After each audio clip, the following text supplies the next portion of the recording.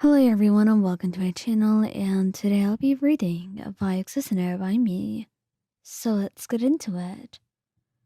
You don't remember when the pounding in your head began, just that it wouldn't stop. The ringing in your ears was relentless, and every time you blinked, the world swayed a little more. You'd pushed yourself too hard again. Vi had told you not to go on that patrol alone, but you were stubborn, and now you were paying the price. You tried to tell yourself it was fine. Just a headache, exhaustion. But when your vision started to blur and your knees buckled under you, the only thing that came to mind was her name.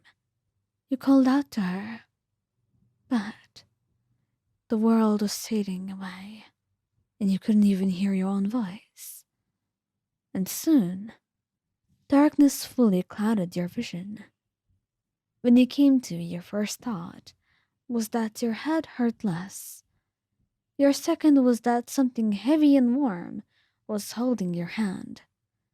You forced your eyes open, and there she was, Vi, sitting at your bedside, her elbows on her knees, her jaw tight with worry.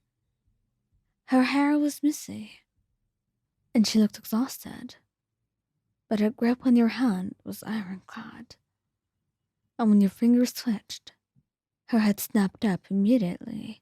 "Hey, darling, you back with me?" You blinked, trying to sit up, but she was quick to press you down again with a firm hand to your shoulder. "Oh, there. Don't even think about it."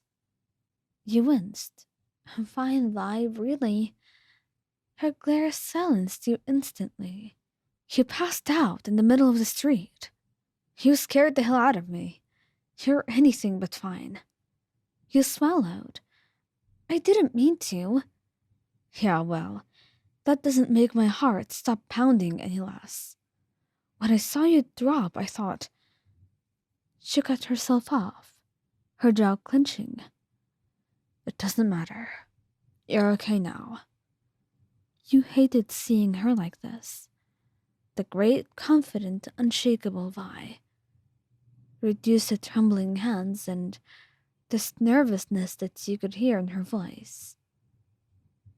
You smiled weakly, trying to lighten the mood. "Guess I worried you, huh?"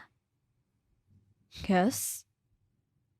She exhaled sharply, shaking her head. "I should punch you for this." But you wouldn't." And that made her laugh. Just a small, breathless sound. But it was enough to make your chest feel a little bit more at ease, instead of that tightness that you felt from the guilt. She ran a hand through her hair and sighed. "You're lucky I love you. Otherwise, I'd have tossed you over my shoulder and locked you in bed for a week. And you couldn't help it. You laughed. And even though it made your head spin, it was worth it. You'd like that, wouldn't you?" She smirked, leaning closer, her voice dropping to a teasing rumble. "Maybe. Depends on how much you fight back." You rolled your eyes, trying to hide your grin. "Vi?" Her expression softened again, and she reached out, brushing a stray strand of hair from your forehead. "Hey, don't scare me like that again. All right? You've got to stop trying to handle everything by yourself." You hesitated. I just didn't want to make you worry." "Too late. You're not some soldier I have to keep tabs on. You're mine. Okay? And I will worry about you. Regardless." You looked away, your cheeks burning. "I guess so. Sometimes I really want to show you I can keep up with you. Maybe then you'll worry less." That made her frown. "What? You think you've got to prove yourself to me?" You didn't answer, but your silence said enough.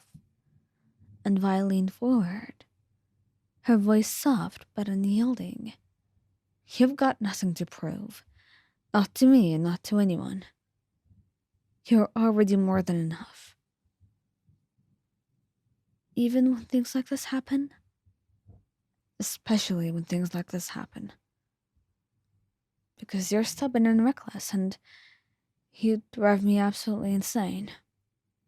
But I wouldn't trade it for the world. There was something raw in her voice. Love so deep, it made your throat tighten. And you reached out, brushing your fingers against her cheek, and she leaned into your touch instantly, closing her eyes.